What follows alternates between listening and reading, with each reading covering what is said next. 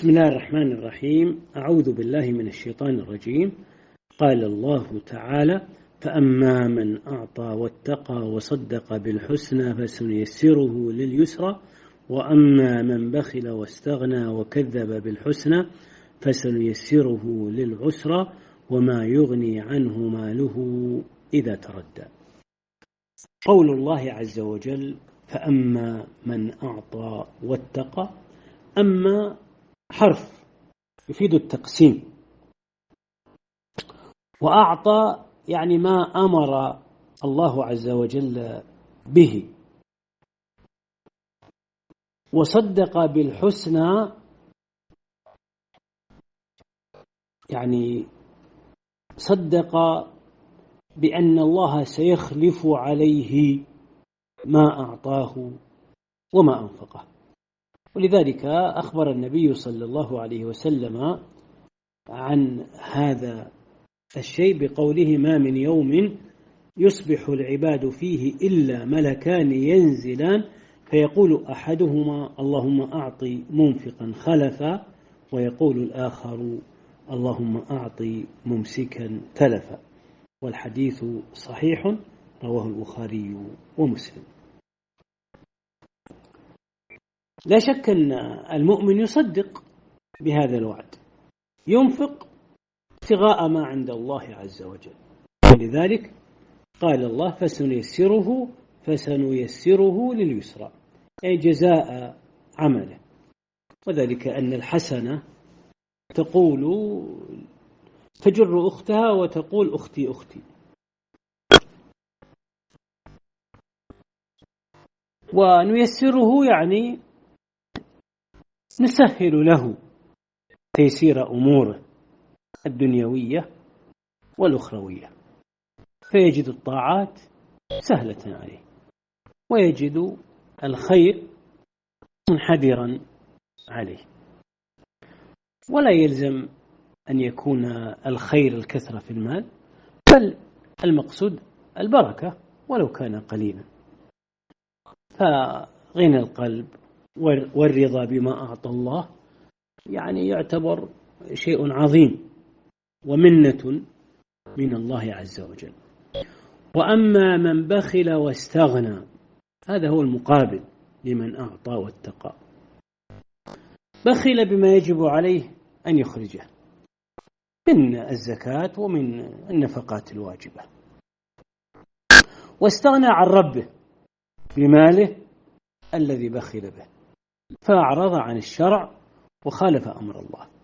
وكذب بالحسنى يعني كذب بالوعد الصادق من الله ومن رسوله بأن الله سيخلف على هذا المنفق. فسنيسره للعسرى يعني سنسهل له الأمور العسرة، سواء في أمور الدين أو في أمور الدنيا. ففي أمور الدين يقع في المعاصي وتكون سهلة عليه، وتتهيأ له البيئة التي تحمله على المعصية وتهونها عليه. وفي الدنيا تتعسر أموره وتغلق أمامه الأبواب، وقد تنفتح أمامه أبواب الحرام فيدخلها فيكون في بلاء وشقاء، وذلك بسببه هو، لأنه اختار البخل واختار الاستغناء عن ربه،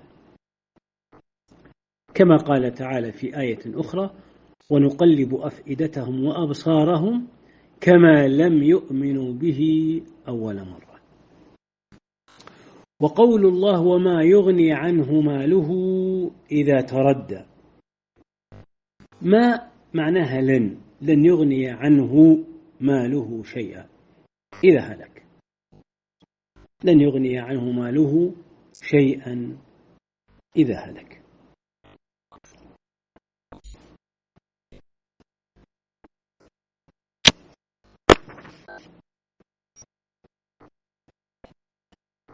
قال الله تعالى: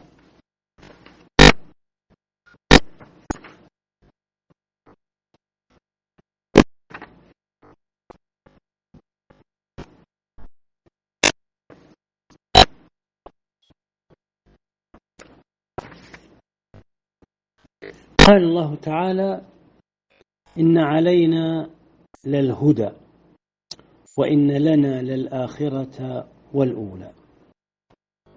إن علينا للهدى الطريق الموصل إلى الله عز وجل، هو طريق الهدى. فمن سلك طريق الله اهتدى، فمن سلك طريق الله اهتدى. وإن لنا للآخرة والأولى، يعني الدنيا والآخرة كلاهما لله، سواء في الخلق أو في الملك أو في التدبير. فأنذرتكم نارا تلظى. الإنذار هو الإخبار المقرون بالتخويف، والمعنى حذرتكم النار التي تتلظى، يعني تتلهب وتستعر، والمقصود نار الآخرة. وقد جاء في حديث يقول فيه النبي صلى الله عليه وسلم: أنذرتكم النار، أنذرتكم النار. لا يصلاها إلا الأشقى، يعني لا يتعذب بالنار إلا الذي بلغ الغاية في الشقاء، هو المشرك الكافر الذي كذب وتولى، كذب بقلبه وتولى ببدنه، يعني كذب بقلبه الأخبار عن الله وعن رسوله، وتولى ببدنه فلم يمتثل الأمر ولم يجتنب النهي، لم يقم بالواجب واقترف ما نهى الله عنه.